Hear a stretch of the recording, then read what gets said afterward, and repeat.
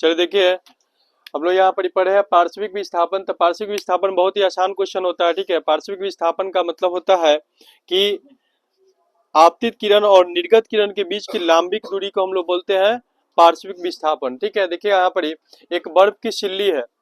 बर्फ की सिल्ली में जब प्रकाश की किरण का होता है प्रवेश करता है, तो वह आप पढ़े हुए हैं प्रकाश का अपवर्तन का नियम आप पढ़े हैं। जब प्रकाश की किरणें एक माध्यम से दूसरे माध्यम में प्रवेश करती है तो क्या करती है, अपने पथ से क्या होता है, विचलित हो जाती है। पथ से क्या होती है, विचलित हो जाती है। तो विचलित होने के क्रम में वो अपने नियम को फॉलो करती है। अगर विरल माध्यम से सघन माध्यम में जाती है तो क्या होता है, वह अभिलंब की ओर मुड़ जाती है। अगर वह सघन माध्यम से विरल माध्यम में जाती है तो क्या होता है, अभिलंब से दूर जाती है।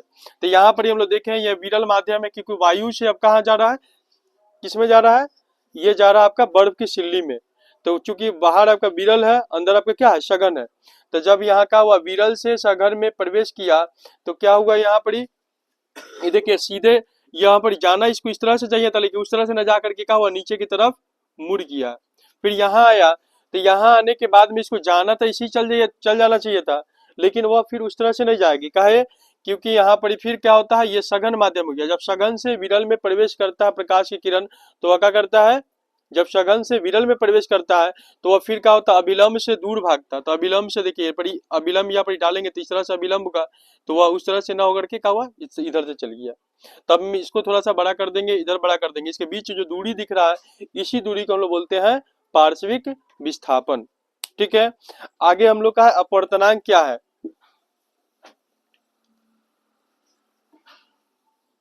तो अपवर्तनांक में देखिए, अपवर्तनांक में आपका हो जाएगा, किसी माध्यम का अपवर्तनांक होता है शून्य में प्रकाश की चाल तथा उस माध्यम में उस माध्यम में प्रकाश के चाल के अनुपात को क्या कहते हैं, अपवर्तनांक कहते हैं। जैसे हम लोग को मान लीजिए कि आपको कांच का देखिए, पहले अपवर्तनांक बराबर फॉर्मूला लिख लीजिए। अपवर्तनांक बराबर होता है शून्य में प्रकाश की चाल,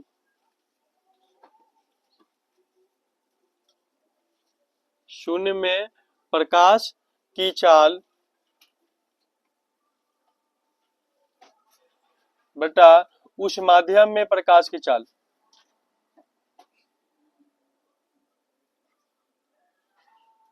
उस माध्यम में प्रकाश की चाल,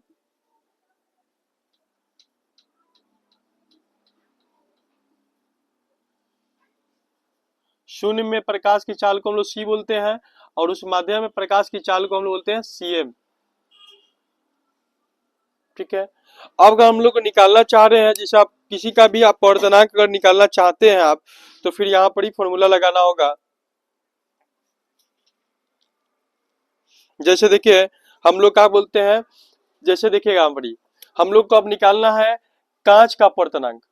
किसका निकालना है, कांच का अपवर्तनांक।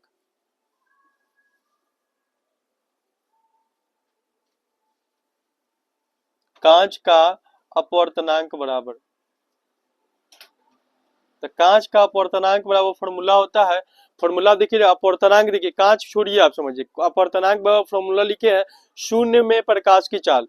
तो हम आपको फर्स्ट क्लास में बताए थे कि शून्य में प्रकाश की चाल यानी कि विरल माध्यम में प्रकाश की चाल कितना होता है, 3 लाख किलोमीटर प्रति सेकेंड होता है। कितना होता है, 3 लाख किलोमीटर प्रति सेकेंड। तो यहाँ पर देखिएगा कांच में चूंकि हम लोग अपवर्तनांक निकाले ना, कांच का अपवर्तनांक, तो कांच के अपवर्तनांक को हम लोग बोलेंगे यहाँ पर ही, अपवर्तनांक को एन से बोला जाता है।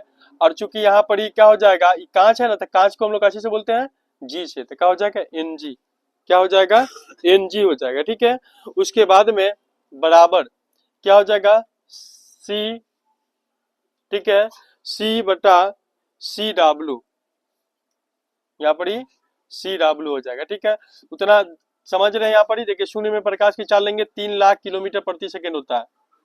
क्या होता है, 3 लाख किलोमीटर प्रति सेकेंड। उसके बाद में उस माध्यम में प्रकाश की चाल, तो किस माध्यम का हम लोग निकाल रहे हैं, कांच का निकाल रहे हैं। तो कांच में प्रकाश की चाल होता है 2 लाख किलोमीटर प्रति सेकेंड। कितना होता है, 2 लाख किलोमीटर प्रति सेकेंड। 2 लाख किलोमीटर प्रति सेकेंड, किलोमीटर प्रति सेकेंड से किलोमीटर प्रति सेकेंड खत्म हो गया।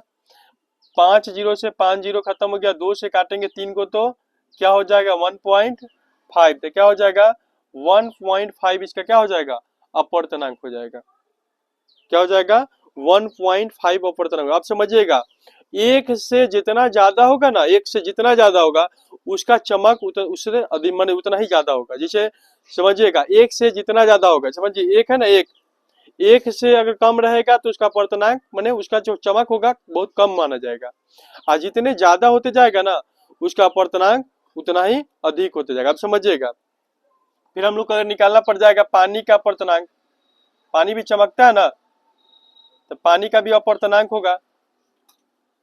हम लोग का घर जो है ना, घर रंगने के दिखते हैं, कलर होने के बाद में क्या होता है, कलर होने के बाद में चमकता है, तो उसका भी कुछ ना कुछ अपवर्तनांक होता होगा, ठीक है, तभी चमकता है। तो पानी का अपवर्तनांक निकालेंगे तो क्या होगा, शून्य में प्रकाश की चाल, शून्य में प्रकाश की चाल अब बटा शून्य में प्रकाश की चाल बटा क्या हो जाएगा पानी में प्रकाश की चाल, बटा पानी में प्रकाश की चाल।